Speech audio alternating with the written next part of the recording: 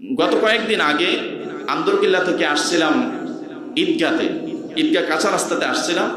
একজন ড্রাইভার আমাকে বললেন, হুজুর আগামী যে নির্বাচন হবে সেই নির্বাচনে কে জিতবে? তা আমার তো মনে মনে একটি টার্গেট আছে, কে জিতবে না যেটা জনগণ রায় দেবে, ঠিক কিনা? আমি কি আমার মুখ থেকে বললেই কি কোনো এক দল জিতে যাবে?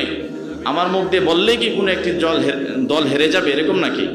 তা আমি কৌশলের থেকে জানতে চাইলাম, আপনিই বলেন আগামী সরকার কে গঠন করবে?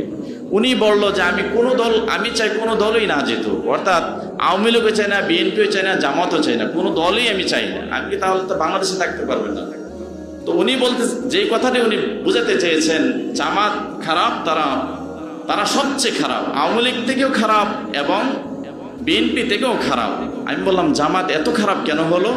তো বলল যে ওনারা নামাজ পড়েন, ইসলামের কথা বলেন, সবসময় ইনসাফের কথা বলেন, ন্যায় বিচারের কথা বলেন, সমাজে ভালো দাবি করেন, কিন্তু ওনারা কেন রাজনীতিতে আসলেন? কথা বুঝতেছেন? তাই আমি বললাম, তাহলে এটা আসলেই জামাতের বা ইসলামী দলগুলো খারাপ কাজ করতেছে, তাহলে ভালো কাজগুলো কে করে? বলছে যে কিছু যদি ভালো কাজ করে তাহলে বিএনপি এবং আওয়ামী লীগ করে। বলেন নাউজুবিল্লাহ। তো এটা কেন বলল?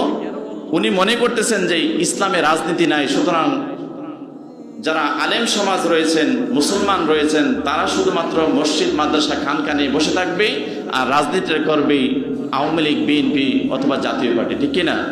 কিন্তু আসলে অনেক সময় মসজিদে যখন এই ধরনের কথা আসে তখন অনেকেই কষ্ট পান যে মসজিদে এসে এই ধরনের কথা কেন বলে।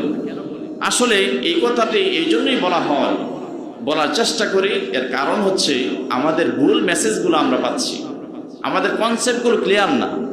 ইসলামটা পরিপূর্ণ, এখানে সব কিছু আছে, কোনো কিছু যদি আপনি বাদ দেন তাহলে বুঝতে হবে কোরআনটা অপরিপূর্ণ, ইসলামটা অপরিপূর্ণ, ঠিক কিনা? আর কেউ যদি এরকম দাবি করে মনে করে তাহলে তার ঈমান থাকবে না। আরেকটি কথা বলেই শেষ করব, সেটি হচ্ছে আপনি আমাদের দ্বারা নামাজ কাজা হয় না? অনেক সময় ব্যস্ততার কারণে হোক, অনিচ্ছা কারণে হোক, ঘুমিয়ে গেছেন, নামাজ পড়তে পারেন না, কাজা হলো না নামাজটা? কেউ যদি নামাজ কাজা করার পরে খালি বারবার আফসোস করেন, ভাই আমার ফজরের নামাজটা কাজা হয়ে গেল, ভাই আসরের নামাজটা ব্যবসার কারণে করতে পারলাম না, সূর্যটা ডুবে গেল, বলতেও পারলাম না, এই যে আফসোস করলেন, হতে পারে আল্লাহ তাআলা এই আফসোসের কারণে আপনার ওই যে নামাজ পড়ার কারণে যে সবটা হতে পারে যে আপনাকে মাফ করতে পারে, হতে পারে, আমি বলি না যে মাফ করবে, হতে পারে মাফ করতে পারে। কিন্তু ওই লোকটি যদি বলে নামাজ বলতে কিছুই নেই, নামাজ ফরজ নয়, নামাজ না পড়লে কি হবে, তাহলে সে টাটকা কুফরি করলো, ওই ব্যক্তিটি ঈমান থেকে বের হয়ে গেল। বলে নাউজুবিল্লাহ।